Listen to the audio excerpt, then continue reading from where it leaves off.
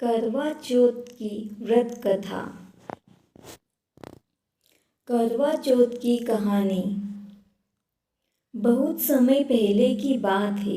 एक साहूकार के 7 बेटे और उनकी एक बहन करवा थी। सातों भाई अपनी बहन करवा से बहुत प्यार करते थे, यहाँ तक कि वे पहले उसे खाना खिलाते और बाद में स्वयं खाते थे। एक बार उनकी बहन ससुराल से मायके आई हुई थी। शाम को भाई जब अपना व्यापार व्यवसाय बंद कर घर आए तो देखा उनकी बहन बहुत व्याकुल थी।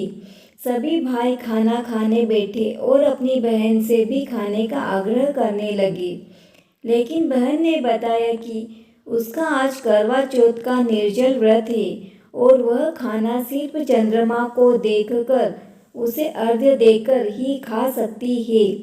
चूँकि चंद्रमा अभी तक नहीं निकला है, इसलिए वह भूख प्यास से व्याकुल हो उठी है।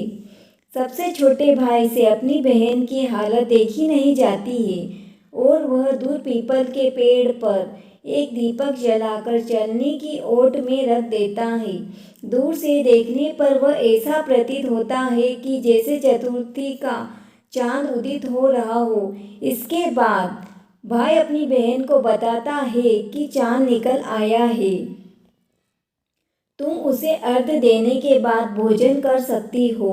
बहन खुशी के मारे सीढ़ियों पर चढ़कर चांद को देखती है, उसे अर्घ्य देकर खाना खाने बैठ जाती है। वह पहला टुकड़ा मुंह में डालती है तो उसे छींक आ जाती है, दूसरा टुकड़ा डालती है तो उसमें बाल निकल आता है और जैसे ही तीसरा टुकड़ा मुंह में डालने की कोशिश करती है तो उसके पति की मृत्यु का समाचार उसे मिलता है। वह बौखला जाती है।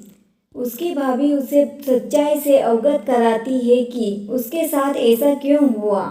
करवा चौथ का व्रत गलत तरीके से टूटने के कारण देवता उससे नाराज हो गए हैं और उन्होंने ऐसा किया है।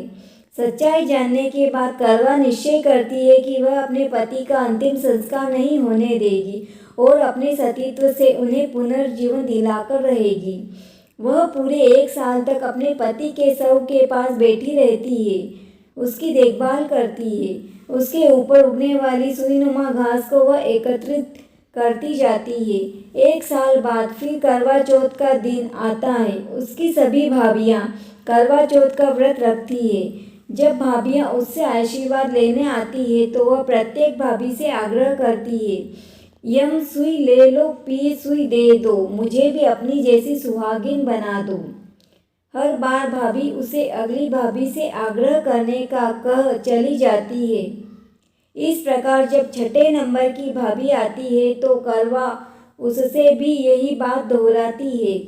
यह भाभी उसे बताती है कि चूंकि सबसे छोटे भाई की वजह से उसका व्रत टूटा है, अतः उसकी पत्नी में ही शक्ति है कि वह तुम्हारे पति को दोबारा जीवित कर सकती है।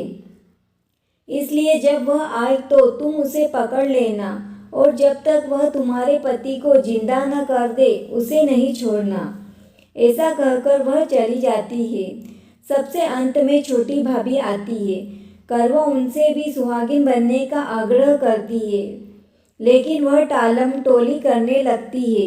इसे देख करवा उन्हें जोर से पकड़ लेती है और अपने सुहाग को जिंदा करने के लिए कहती है। भाभी उससे छुड़ाने के लिए नोचती है, खसोटती है, लेकिन करवा नहीं छोड़ती है।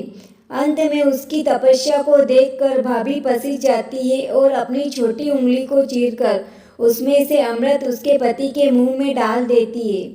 करवा का पति तुरंत श्री गणेश कहता हुआ उठ बैठता है। इस प्रकार प्रभु कृपा से उसकी छोटी भाभी के माध्यम से करवा को अपने सुहाग वापस मिल जाता है। हे श्री गणेश माँ गौरी, जिस प्रकार करवा को चिर सुहागन का वरदान आपसे मिला है, वैसा ही सब सुहागिनों को मिले। बोलो करवा चौथ माता की जय। आपको कथा पसंद आई हो तो चैनल को सब्सक्राइब करें। धन्यवाद।